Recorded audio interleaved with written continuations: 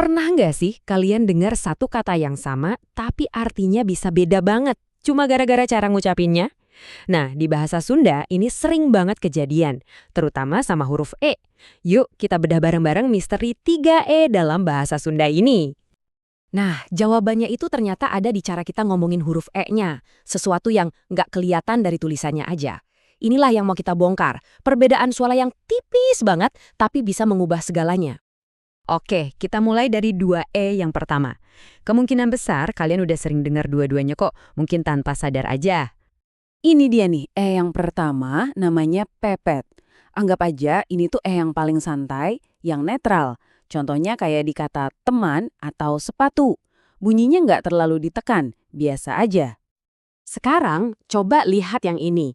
Cuma gara-gara ada satu tanda aksen kecil di atasnya, bunyinya langsung berubah total jadi E, atau disebutnya taling. Suaranya jadi lebih tajam, lebih jelas kayak di kata bebek atau sate.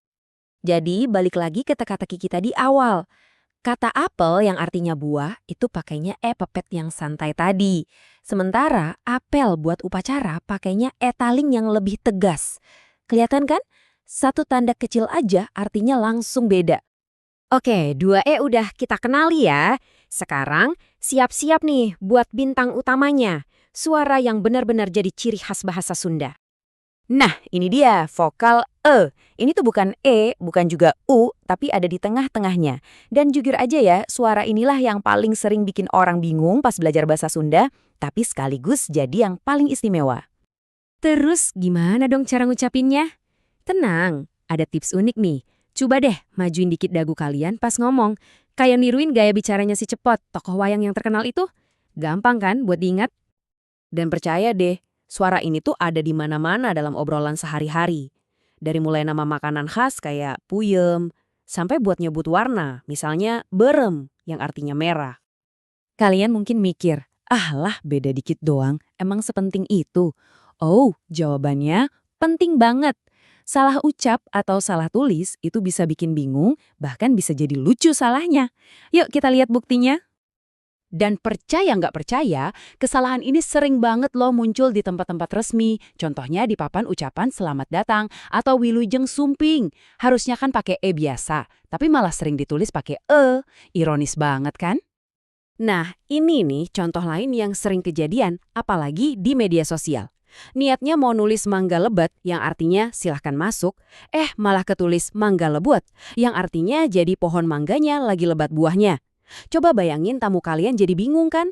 Jadi ya, detail kecil ini benar-benar ngaruh. Jadi kita lihat ya, ini tuh bukan cuma soal salah eja atau salah ucap aja.